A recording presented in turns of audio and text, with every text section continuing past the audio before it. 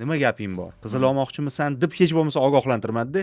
Shundoq e'tiroz qilishi bilan qizil, sariq, qizil. Hali Barselona Negreiraga pul berganda o'zi aslida Keyin o'zi rostdan ham hakamlar bilan urush holatidagi jamoa haqida gap ketyapti-da.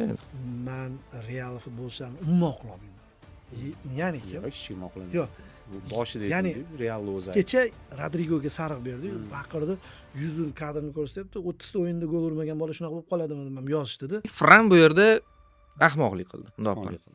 Islom Ismoilov ishini qilish kerak edi o'zi.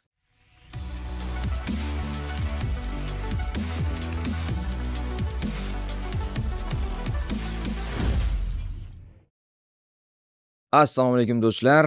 Dushanba va siz bilan markaziy sektor top 5 da ko'rishib turibmiz va Yevropa maydonlarida Angliyada, Ispaniyada asosana, bundan tashqari Italiya, Fransiya va Germaniyada ham vaziyat qanaqa ekanligiga bir nazar tashlab qo'yamiz tabiiyki. Lekin asosiy e'tiborimiz o'sha katta jamoalarning o'yinlariga qaratiladi, katta chempionatlar. Va Xayrullo Hamidov, Davron Fayziyev, Orif Tolipov siz bilan birga muhokamani boshlashdan ilgari bitta kichkina eslatma. Biz oxirgi o'sha Jahon chempionati qur'asidan so'ng qilgan videomizning hozir ko'rishlar soni YouTube'imizdagi o'sha rekord ko'rsatkichi chiqdi. 250 mingga qarab ketyapmiz. Endi bilmadim video chiqqan holatda qanday bo'ladi. Lekin har holda qisqa vaqt ichida 250 ming ko'rishni qayd etdik. So'ramoqchi bo'lgan narsam o'sha obuna bo'lib qo'yish masalasi edi. Siz agar obuna bo'lib qo'ysangiz va izohlarda o'z fikringizni yozib qoldirsangiz, bu bizning faoliyatimizni o'sha kengayishiga sabab bo'ladi, hissa qo'shgan bo'lasiz. Tabiiyki ko'rsatuv podkast davomida bildirilgan fikrlarni u yoki bunisiga qo'shilmasangiz o'sha joyda izoh qilib o'z fikringizni yozib qoldirsangiz kifoya. Va hozir biz o'z oldimizga reja qo'yganmiz 100 ming obunachi. Bunga ham oz qoldi, 75 minglik marradamiz. Demak, Xayrullo aka, Davron aka tur uchrashuvlar bo'lib o'tdi va keling Ispaniya chempionatidan issig'idan boshlaymiz. Kecha menimcha uchalamiz ham sharhladik Real ishtirokidagi o'yinni. Bu degani o'sha Real Madrid mag'lubiyati. Bernabeuga uzoq tanaffusdan so'ng qaytgan jamoa Celtic imkoniyatni boy beryapti. Qizilli o'yin bo'ldi. Qip-qizil o'yin bo'ldi. 3 ta qizil ko'rsatildi adashmasam. Hech narsadan o'tkazib yubormagan bo'lsam va Real mag'lub bo'lyapti. Xayrullo aka, endi Realning muammolari, Realdagi o'sha Xabi Alonso masalasi, Vinicius ichkaridagi isyon haqida gaplashgandik.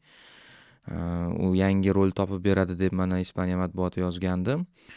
Kechagi qizillargacha o'sha teng kuch bilan o'ynalayotgan o'yinda Realning holatini kuzatdingizmi? Ya'ni qanaqa taassurot uyg'otdi sizda? Reaksiya bo'ldimi Xabi Alonso tarafidan?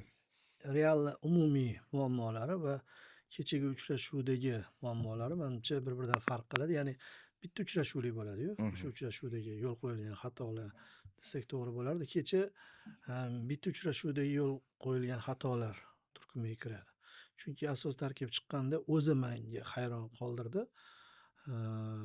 O'sha Carrerasni markaziy himoyachi sifatida o'ynashi va Raul Asensioni qanotda o'ynashi. Misol uchun juda ko'p ko'ramiz, chap qanot himoyachisini o'ng qanot himoyachisi Dalot misol uchun u yoqda ham bu yoqda ham o'ynaydi. Shunaqa o'ynatsa bo'ldi edi-da. Ya'ni shunchalik murakkablashtirib yubordiki, men shuni natijasida deb o'ylayman. Carreras hamma sharhlagani biladi. Qizil kartochka, birinchi qizil kartochkadan keyin zo'r o'ynayordi Real. Ha, orada shunaqa daqiqalar bo'ldi. Mbappeda va ikkita vaziyat bo'ldi. Shunda Carreras butunlay boshqa rejimda o'ynadi-da. O'zi qizil olgunicha endi u qizilni boshqacharoq voqea bo'ldi. Lekin qanotda haqiqatan o'zini erkin his qildi, yayrab o'ynadi. Lekin markazda aynan Carrerasni yo'l qo'ygan xatosiga markazdagi futbolchilarni hali pastda tanlashi ham his tuyg'ulari ham boshqa bo'ladi deb o'ylayman-da. Shuni natijasida Militao misol jarohatlandi. U ham yaxshi o'ynab turdi. Militao o'sha epizod yakunlayman deb turib borib jarohat oldi. Ya'ni davomiyda hammasini Alonso boshladi deb o'ylayman kechagi o'yinda o'sha tarkibni tanlashda va bu Alonsoni hozirgi Realni qurishdagi muammolar deb o'ylayman. Misol uchun Ancelotti hali Rimga borganimizda Eldor Ranierini maqtagandi-yu. Ranieri nima qilgan? Jamoaga kelib turib boshqasi hammadan so'rovdi. Qaysi joyda o'ynashni yaxshi ko'rasan? sen qaysi joyda komfort his qilasan? Ancelotti shunaqa murabbiylar sirasidan-da menimcha. Ko'radi, boshqa qiladi. Futbolchi komfort his qilishi kerak o'zida-da. Lekin Alonso qaysarlarcha baribir o'zini futbolini qurishga harakat qilyapti va buni Realda qilyapti. Realda misol uchun Valverdeni hozir rosa gapirishyapti misol uchun. Bellingham kecha e'tibor berdinglarmi, bermadinglarmi? Arda Güler o'zi o'ynasa, bemalol ko'p narsani zimmasiga olib turib o'ynaydigan, hatto joyda Bellinghamga pas beraverdi. Bellinghamdan qo'rqib hali Yonida. Griezmann Messi bilan o'ynagan paytda ham nima qilish bilmay boshqa Griezmann bo'lib qolgan. Atletikoda erkin his qiladigan, ijodkor bo'lgan. Shuna Messiga pas berib men shuni o'yladim. Borku, Arda Güler nima qilishni bilmasa emas, biladi, lekin risk qilmayapti. Unda emasda mas'uliyat. Bellingham baribir kattaroq figura ekan. Bellingham butunlay boshqa-yu. Shuna Bellinghamga pas qilib beryapti. Ya'ni juda ko'p futbolchilar Realda kecha boshqa funksiyada o'ynayotgandek, boshqa ishni qilayotgandek va bu Alonsoni hozirgi qurish davridagi ishlari har doim har xil narsa qilib ko'ryapti. Shuni oqibatida bo'ldi deb o'ylayman. Keyin men o'ylaymanki, kechagi uchrashuvda o'zi Real vaziyat e'tibor bilan yomon natija qayd etmadi. Mbappe urmadi-da vaziyatlarni. Masalan, undan oldingi o'yinda Bilbaoga ikkita zo'r urganda Real zo'r taassurot qoldirgan. Aslida Courtois seyf qilganda o'sha o'yinda ham, Bilbao bilan o'yinda hamda biz kecha Real gol ura olmagandan keyingi asabiyliklarni davomini ko'rdik-da. Shu misol gol bo'lsa, juda ko'p bir kam o'ynayotganda ham ursa yutib ketardi deb o'ylayman-da. Lekin o'sha vaziyatini urmadan ustida tushirib qo'yganda Raul bo'lmadi-yu. Misol boshqacha o'ynab yubordi. Shu tomondan kechagi voqealarda ham o'sha Alonso hamda futbolchilar o'rtasidagi munosabat, ya'ni uni o'zini futbolini tiqishtirayotgani va Real futbolchilari men isyon qilyapti, boshqa narsa deb o'ylamayman. Faqat endi tabiiy qabul qila olmayapti. Qiyin, Tanasi o'zgarish qiyin bo'lyapti. Boshqa funksiyada ba'zi futbolchilar bo'ladi, misol uchun Valverdega o'xshagan 3 ta funksiyada bir 70% yaxshi o'ynab bera oladi. 100% bo'lmasa ham o'zini ishchi pozitsiyasiga qaraganda. Lekin Carreras butunlay o'ynolmas ekanda o'rtada. Shular nahotki ko'rmagan yoki bir boshqa rejalari bormidi? Menimcha Alonso kecha shu start tarkibi bilan va realizatsiyadagi Mbappeni imkoniyatlaridan foydalanib Arda Güler ham ura olmadi. Shu oxirida asabiylikka ta'sir qildi va bu yoq bo'lib ketdi. Rostdan ham o'yin endi turli davrlarga bo'lindi. O'sha qizil kartochkalar, birinchi bo'lim va boshlang'ich tarkib meni juda ajablantirdi demayman-u, biroq o'zi meni umumiy Mastantuonoga bo'lgan munosabat ajablantiryapti. Uni kelishi bilan asosiy tarkib futbolchi qilib qo'ydi-da, keyin yo'q bo'lib qoldi. Mayli, u asosiy masala emas, lekin shunchaki kuzatuv bitta o'zgarishlardan bittasi. Mastantuono zaxirada boshlayapti. Bu Bellingham qaytishi bilan bog'liq bo'lsa kerak jarohatdan. Sizni o'sha asosiy tarkibda ajablantirgan narsa bo'ldimi yoki deylik faqat realizatsiyada deb aytish to'g'ri bo'ladimi mana shu deylik natijani? Endi Mastantuono masalasiga to'xtalmoqchi edim. Xabi Alonsodan so'rashdi matbuot anjumanida o'yindan keyin, nima bo'ldi Mastantuono nega o'ynamadi deb. Aytdiki, hali to'liq formada emas. Tuzalgan, lekin formada emas dedi. Tayyor emas o'ynashga dedi. Shuning uchun u jismoniy holati bilan bog'liq ekan. Tarkibda himoya hayron qoldirdi. Nima sababdan markaziy himoyachisi bo'la turib, Raul Asensio markaziy himoyachi, Fede Valverdeni o'ngga qo'ysa bo'ladi. Nima uchun aynan Carreras variantini o'rtaga qo'yib turib, Raul Asensioni agar deylik Rudiger yaqinda jarohatidan qaytdi, City bilan o'yin qiyinroq o'tadi, Cityga olib qo'ydi desak, bo'lmasa tayyor Rudiger ham bor zaxirada. U tushib turib oxirigacha zo'r jang qilib berdi. Rudigerni ham tushirmayapti, bor Raul Asensioni ham tushirmayapti-da. Carrerasni o'rtaga qo'yapti. Shu narsa meni faqat hayron qoldirdi. Endi hujum masalasida u yerda misol uchun Alonsoda shu qadar tanlov kattaki, deylik bu o'yinda Ardani o'ngga, bu o'yinda playmaker zonasiga, bu o'yinda Fedeni markazga, bu o'yinda o'ng qanotga qo'ysa, u ishlab ketadigan sxema. Bunaqasiga ham ishlab ketadigan sxema. Hammasi u yerda komfort his qiladi. Faqat deylik Alonso kiritayotgan sal yangilik hujumda bu Mbappe bilan Viniciusni juftlikda hujumda o'ynatish va ular doim joy almashtirish.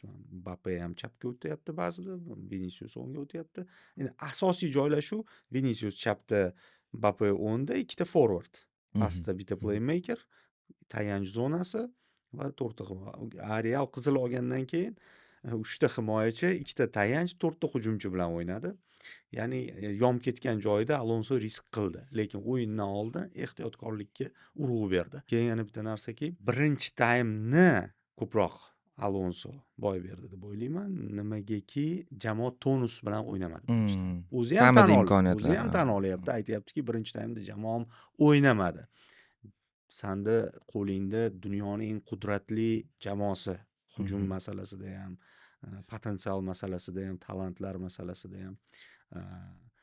To'g'ri, City bilan o'yin muhim, lekin Chempionlar Ligasi guruhidan har qanaqasiga chiqish imkoning bor. U final emas City bilan o'yin. Guruhdagi bitta markaziy o'yin, lekin hozir La Ligani boy berishing mumkin. Bu o'yinga finaldek tayyorlash kerak edi deb o'ylayman-da, chunki Barselona bilan 1 ochko farq. Barselona formaga tushib oldi, ularga hozir bosim qilmasa bu farq yana oshib ketishi mumkin. Realni o'sha kuzda odatda qanaqadir sindromi ishga tushardi, pasayish bo'ladi o'yinida. Bu sindrom bo'ldi va o'tib ketdi deyotgan joyimizda hozir yana qaytyapti-da. Shuning uchun men o'ylaymanki, bu yerda hattoki tarkib to'g'ri, mana himoyada tushunmagan joyim bo'la turib markaziy himoyachi tushirmagani, bo'la turib o'ng qanotda tajribasi bor Fedeni o'ngga o'tkazmagani, o'yin bevosita birinchi taymda Alonso jamoaga tonus bera olmay, buni finalligini tushuntirib bera olmagani Seltani shunday yutib qo'yamiz degan kayfiyat sezildi Realda. Chunki yaxshi vaziyatlarga chiqib borishyapti-da, bir aylantirib tepaman deyaptimi, osmonga tepib yuboryaptimi yoki Raul Asensio kelib turib 35 metrdan uzoq masofadan zarba beryapti. Qadrlash bo'lmadi birinchi taymda. Sovuqqonlik bo'lmadi, nima deydi, killerlik xususiyati bo'ladi-yu, sovuqqonlik bilan hech narsani o'ylamay natijaga intilib. Mana shu narsa bo'lmadi. Realda bor edi bu xususiyat, hozir shu o'yinda sezilmadi. Qizil kartochkadan keyin u yerda Alonso o'yinga ta'sir o'tkaza olmasdi. U yerda futbolchilarning DNKsi ishga tushib ketdi. Bo'ldi, kurashamiz, jang qilamiz dedi. Alonso qilgan ish faqat anaqani o'rniga, Güler o'rniga Garsiani tushirdi. U yerdachi finish qilishga odam tushiryapti-da. Finish qilishga tushiryapti. Lekin muammo nima deydi? Muammo, to'g'ri, realizatsiya finishda ham Selta terilib olgan payt Real pozitsion hujum qila olmadi. Real Seltani tortib turib, zonalardan foydalanib Mbappe qochib ketyapti-da, long bollar evaziga. Uzilish o'sha playmaker zonasida bo'layotgan joyda Gülerni olib tashlab, Raul Gonsaloni tushiradi. U Gonsalo shu oldinga chiqib olib, ikkinchi qavat uchun kurashaman deb qolganicha qolib ketdi, bitta vaziyatga ega bo'ldi, uni ham ura oldi. Bosh bilan. Shuning uchun bo'ldi xatolar Alonsoda ham va o'ylaymanki, Selta butun mavsumdagi eng aqlli o'yinini o'tkazdi. Boshida Real bilan tengma-teng talashmadi. Sun'iy ofsaydga. Himoyachi o'z pozitsiyasida o'ynamagani, uni bir qanaqadir yakka kurashlar yoki bo'lmasa ikkinchi qavatda kurashishi, bu narsalar rol o'ynamaydi. Uni instinkt, o'sha pozitsiyadagi instinktlarini kamaytiradi. Deylik, sun'iy ofsayd Selta kamida 3-4 marta sun'iy ofsaydni ushladi Realda. Birga bir chiqib ketyapti. Qolaversa Selta Vigo zo'r tayming ko'rsatdi. Hujum qilish kerak bo'lgan payt 4 ta 5 tasi hujumga tashlandi. O'sha ikkinchi gol to'g'ri, u yerda 9 kishi edi-yu. Himoyalanish kerak bo'lganda qattiq avtobus qo'ya oldi va Realni yaqinlashtirdi. Yaqinlashtirgan joyida ham o'sha imkon topgan joydan tepyapti. Fede Valverdening o'zi 3 ta zarba berdi uzoq masofadan. Shunaqa. Vinicius osmonga tepdi faqat uzoq masofadan.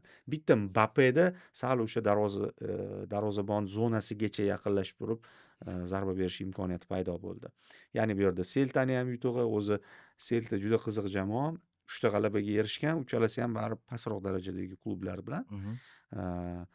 Va 7 ta durang, eng ko'p durang o'ynagan, hammasi 1-1 hisobida.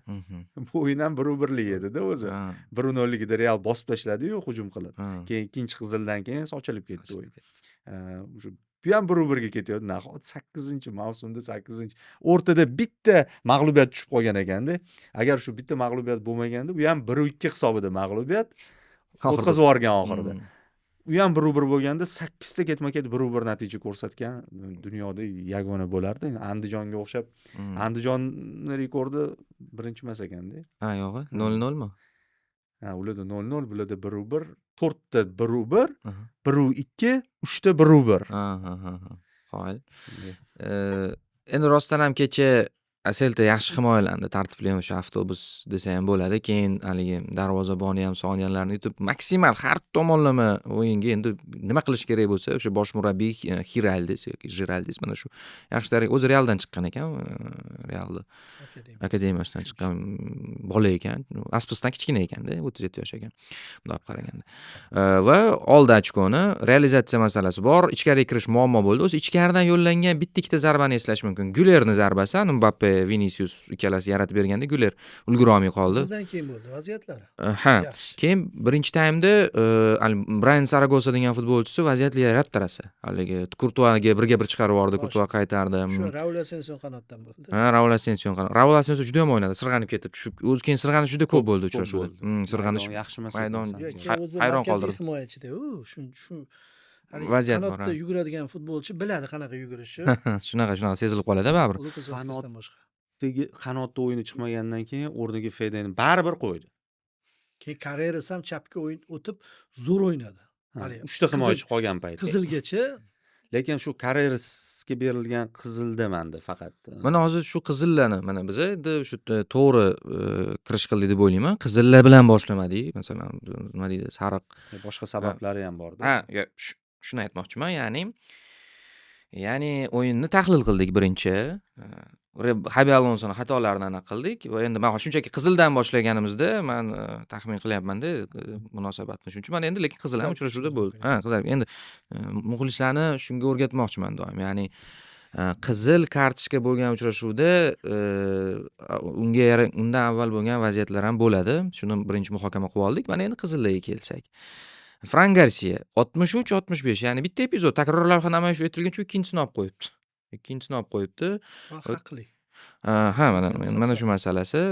Ikkalasi ham sariqlar haqli edi. U haqda bo'lmayapti hozir muhokama menimcha keyingilarda, to'g'rimi? Ha, Sariqlar berib tashladi-ku Carrerasga ikkita foul qilgan, u Franning ahmoqligi. Ha, u Fran chunki chiqib ketdi-yu, nima degani ham. Odam ustida Alonsoga qiziqmisan dedi. Endi Islom Ismoilovdagi juda qizish ketmadi-yu, lekin e'tiroz qildi joyida. Islom Ismoilov ishini qilish kerak edi o'zi. Shu joyga tushardi. Montaj qilib qo'yib yuborsak bo'ladi. Xuddi o'sha holat bo'ldi-da. Ya'ni jamoa kurashyapti, 0-1 dan mag'lubiyatdan chiqib ketyapti. Keyin Fran 1 minut ichida Fran ayb o'z menda edi deb chiqardi keyin video. kelasi. Shu epizodlar bo'yicha masalan qizil haqli emasligida emas gap, shu ostiga chizib qo'yaylik. Fran bu yerda ahmoqlik qildi. Bundoq qildi. Chunki jamoa zarariga. hozir qizil sariq olib turibdi-yu o'zi, ya'ni issiq tushunish kerak u. Lekin ma'lum bo'lishicha foyda berdi u. Yo'q, endi baribir joyda zo'r yozdi. Men sharhda ham ishlatdim. Sizlar ko'rdinglarmi, ko'rmadinglarmi? yo'q, ko'rdim. Alonso Garsiani olish istamadi, uni o'rniga hakam oldi dedi. Hakam olib tashlay qoldi shu bolani dedi. Chunki yomon o'ynayotdi o'sha paytgacha. G'alati, asabiylash. Keyin Real zo'r o'ynayordi-ku. O'zi olinish kerak ekan dedi. Endi anu qizil kartochkani Hakamni menda ikkita joyda faqat hakamni o'ylaymanki sal o'yin tizginini qo'ldan chiqardi. Boshqa joyga e'tiroz yo'q, normal boshqarayotgan edi. Bittasi va globalrog'i o'sha Carrerasga ko'rsatgan qizil, u yerda nima bo'ldi? Real yutqizyapti, bir kishi kam bo'lib o'ynayapti. To'pni to'xtatishi bilan tepib o'yinga kiritdi Carreras. Hakam to'xta, joyiga qo'ydi-da, Carreras jahli chiqib qo'lini siltagan edi, birinchi sariqni. U yerda gapiribdi ham hali. Yo'q, keyingisida gapirdi. Birinchisida gapsiz, shundoq jahl qilgan edi, sariq berdi. Keyingisida o'yinni juda ham yomon boshqaryapsan degani uchun ikkinchi sariq berdi-da. Ya'ni o'zi hakamning qaroriga reaksiyasini qabul qila olmadi, lekin ba'zida mana o'zimiz ham hakamlar bilan seminarlarda qatnashamiz-ku, ba'zida o'yinning ritmiga tushib ketadi hakam.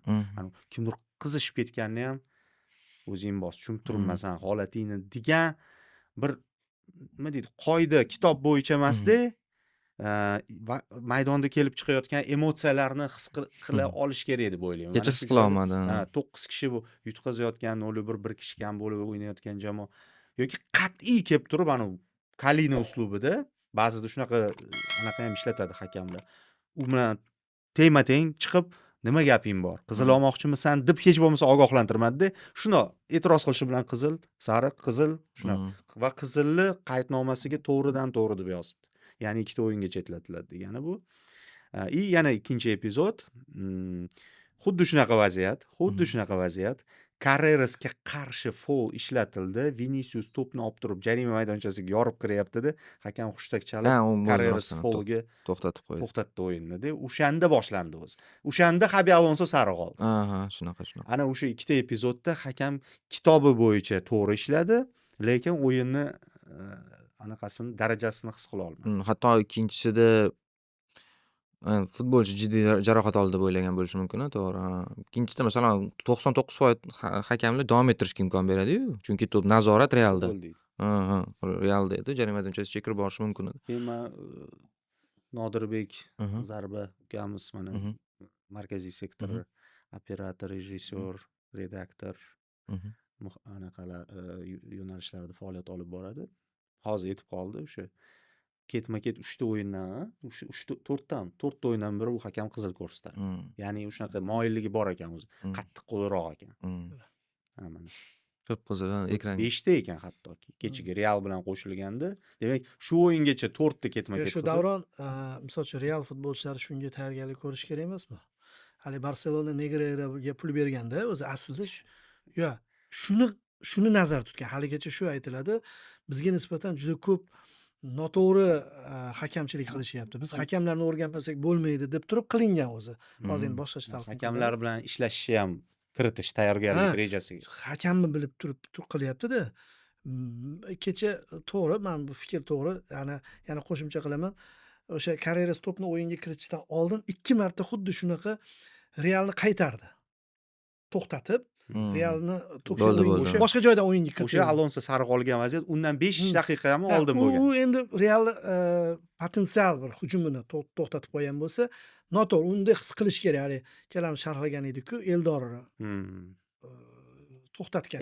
Birga bir chiqib ketsa, o'shanda yutardi deb o'ylaymiz-da. Rossiyalik hakam edi. Bunda hakamni xatolari bor, hali inson faktori bilan, lekin men Real futbolchilarini umuman oqlolmayman. Ya'ni hech kim oqlamaydi. Bu boshida aytdi, Real o'zi. Kecha yaxshi bo'lgani, misol uchun Real TV bor, boshqa bor, juda ko'p futbolchilarga hali o't qalab turishadi-da. Va bu yillar davomida shakllanib kelib turibdi-da. Mana xuddi shu epizodda Realda ashaddiy raqibi bo'lgan Barselona hech narsa qilmaydi. Ya'ni oldingi o'yinda nimadir bo'ldi. Shunda bitta futbolchi e'tiroz bildirdi, boshqasi aralashmayapti misol. Nimaga deyilsa, Xavini davrida bo'lardi. Xavida bo'lardi. Chunki Xavi shuni yo'lni to'smagan edi. Lekin Flick kelgandan keyin qat'iy Flick yaqinda yig'ladi-yu. Shu yig'lashini izoh chiqdi agar eshitgan bo'lsanglar. O'shanda u ikkita murabbiylar shtabidagi odam qizil olganiga xafa bo'lgan ekan. Ya'ni men futbolchilarga tinimsiz hakam bilan tortishmalarni, hakam bilan olishmalarni deymanda, o'zimning shtabimdagilar shu ishni qilgan deb turib, buni Rafini bilgan ekan. Rafini shundan kelib chiqib borib gapirgan ekan. Biz yaxshi o'ynaymiz, yopamiz degandek qilibdi. Ya'ni tartib, intizom degan narsa hali Xabi Alonso tomonidan butunlay hali yuritilmagan deb o'ylayman. Realda hali ham o'sha bor futbolchilardagi mentalitet va bu kecha mana misol stop kadri ko'rdinglarmi? Rodrigoni yuzi dahshatda, qizil berish kerak o'tdi. Rodrigo kelib turib yoniga. Kelib turib qildi-ku, hakam o'sha joy endi to'g'ri buni sabablari bor. Ikkinchi qizildagi vaziyat. Rodrigoga sariq berdi, baqirdi, yuzini kadrini ko'rsatyapti. 30 ta o'yinda gol urmagan bola shunaqa bo'lib qoladimi deb yozishdi-da. Ya'ni oqibatini o'ylamasdan hamma kelib qivurishi bor-ku, bu yomon. Kecha signal bo'ldi, yaxshi bo'ldi. Real kelajagi uchun yaxshi bo'ldiki, bu narsa ustida ishlab olishlari kerak. Dunyoda biror bir jamoa bunchalik bitta epizodda hamma boravermaydi-da.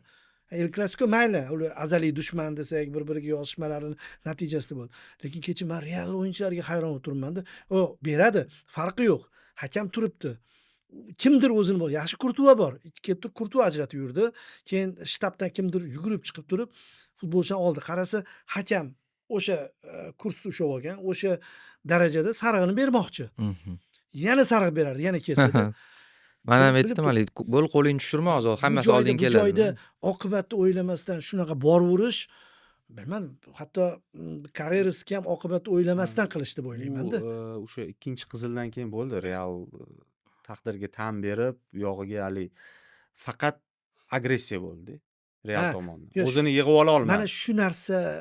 shu narsadagi tarbiya uchun ham kechagi voqea Realga yaxshi bo'ldi deb Yo, o'ylayman. to'g'ri, u mana u oldin o'zi boshqa platformada ham studiyada gaplashganda aytgandi. Xavining Barselonadagi eng asosiy muammosi bo'lgani u aynan mana shu jamoani psixologik jihatdan xotirjam boshqarmagani. O'zi birinchi o'zi emotsiyaga berilib ketardi. Hakam bilan tortishib, bir narsalar Qiziq, qilib futbolchiligida unchalik bo'lmagan. o'sha narsa yo'q, futbolchiligida ham bor edi. Yo'q, unchalik emas. Murabbiyligida juda g'alati bo'lib ketdi. Ha, o'sha Murabbiyligida ko'proq qizil oldi-yu. Flik kelgandan keyin o'shanda ham ko'p aytardimki, mana ishonchli, xotirjam, tajribali inson keldi. Talantlar bor, tarkib zo'r. Mana shu Flik Barsani olib chiqib ketadi muammodan. Chunki Xavida tajriba zo'r, maydonni ko'ra olish hamma zo'r, talantlarni his qildi, kashf qildi. Lekin boshqaruvchanlikda emotsiyaga berilib ketdi-da. Va u boshlab ber. Bu yerda Alonso boshlamayapti, lekin futbolchilarning emotsiyasini maydonda nazorat qilish Alonsoning vazifasi. Buga qo'shilaman, rostdan ham Alonso ko'rsatma. Aynan shu hakam bilan bunaqa emas, umumiy hamma o'yinda. Chunki mana jamoa ichida ham, bizda terma jamoada ham o'yinlardan oldin bo'lardi. Ba'zida shunaqa suhbat bo'lardiki, bolalar hakamga umuman yaqinlashmaymiz, gapirmaymiz, e'tibor qilmaymiz. Nima решение bo'lsa ham indamay qabul qilamiz, o'ynaymiz degan ko'rsatmalar bo'lardi. Ya'ni men shundan xulosa qilamanki, demak hamma jamoada bo'lsa kerak bunaqa mavzu. Ayniqsa juda keskin o'yinlar bo'ladi, jang bo'ladigan, aniq boshidan ma'lum jang biz uchun natija suv va havodek zarur, xato qilishimiz mumkin emas bo'lgan o'yinlarda albatta shtabda bosh murabbiy bo'ladimi, kim bo'lsa ham kirib etardi hakamlar bilan ortiqcha anaqaga kirishmanglar degan mavzu masala bo'ladi. Keyin o'zi rostdan ham hakamlar bilan urush holatdagi jamoa haqida gap ketyapti-da. Hamma professional, bular futbol o'yinida ular hakamlik qiladi, lekin Real Madridda har kuni bang'illatadi, boshqa qiladi. Endi har kuni bo'lmasa ham har holda Hakam yana bitta xatoga yo'l qo'ydi. O'sha ham sabab bo'ldi deb o'ylayman. Hali boshlanishi o'yin to'xtatib qo'ygani ham bo'lishi mumkin. Yana sariq berdi Bellingemga. O'zi Bellingemga nisbatan ishlatilgan qo'pollikka sariq berish kerak edi. Keyin takrorini ko'rsatishdi. O'sha joyda qoshi yorildi. Qoshi yorilib ketdi-da va u chiqib tuzatib bo'lgandan keyin hech kimdan so'ramasdan tushganiga sariq berdi. Endi hali undan oldingi sariq futbolchida qolib ketadi-ku. Miyasida hali ham Bellingem bosiqroq. Bellingem u bu deyishsa ham kerak paytda o'zini emotsiyasini yig'ishtirib oladi, ko'p ko'rdik-ku. Lekin atrofdagilar birdaniga haliga chiqib ketishadi-da. Ayniqsa Vinicius chaqirib olishdi-ku. Vinicius Sen salom buyoqda yur deb iltimos. Alonso lekin o'zi odatda hakamlarga gapirish kerak emas bosh murabbiy, buni ham qanaqadir jazosi bo'lishi mumkin. Alonso gapirdi, lekin hakamlikni gapirdi. O'sha joyda ham Bellingham so'ramasdan tushganini qoida bo'yicha sariq berish kerak-da. U yerda e'tiroz yo'q. U yerda aynan o'sha folga e'tiroz bo'ldi. O'sha jahli chiqib qonab yuribdi. Qoshini yorgan Qoshini joyda. yorganiga haqiqatan tirsak bilan o'ynagan. Uni takror hakam sifatida shu joyda xato qilganda ko'ra olmay qolgan. Uni VAR aralasha olmaydi u joyga sariqqa. Shuning uchun san xatoying-ku bu degan narsa ong ostida yuraveradi-da. Qosh qovog'iga qarab o'tirmadi. Qizilni berib tashladi. Mana kelajagiga qisqacha to'xtalsak, himoyachisiz qolyapti Real. Masala shunda. Masala endi to'g'ri Chempionlar Ligasida-ku bu ta'sir qilmaydi, lekin ya'ni o'zi yo'qotishlar bor. Asensio bilan Rudiger o'rtaga qo'yadi. Kamavinga agar tirilib chiqib qolsa chapda o'ynaydi, o'ngda Valverde o'ynaydi. Bor variantlar bor. Yoki Chouameni tortadi. Ha, to'g'ri. Qanotga bittasini Rudigerga qo'yib. Balki bu foydaliroq ham bo'lar kechagina. Ular ham tuzalib qolsa kerak. Endi bir ikkita o'yin qiynaladi Real. Alavesga qarshi ekan, Alaves ham mehmonda lekin. Mana farqi yo'q bo'lib qoldi o'zi. O'yinda deyildi, uy o'yinda. Farqi yo'q bo'lib qoldi. Alaves qiziq tomoni Barselona bilan ham juda muammoli paytda, Barsa muammoli paytida o'ynagandi. O'zi zo'r taymingga tushib Ha. qolibdi. Mana shunaqa Real og'ir davrni boshdan kechirmoqda desa ham bo'ladi. Endi kechagi uchrashuvni o'zi alohida, masalan, avval hammasi joyida bo'lib turib, kechagi o'yin o'tganda ham baribir kechagi endi alohida, chunki Hozir qizillar. Husanov hosil tushadi. Hm? Husanov hosil zo'r. Husanov Mavsum boshidayoq qolishi kerak edi. o'zi rostdan ham Ramos solsa ham bo'ladi hatto borku. Monterrey bilan xayrlashibdi-yu. Hozir yopadi-da qaysidir teshikni. Husanov Ramos kirib o'zini qoidasini o'rnatishni boshladi. Yo'q, hozir unaqa bo'lmasa kerak. Juda ko'p joylarni ko'rib keldi. yopadi rostdan ham.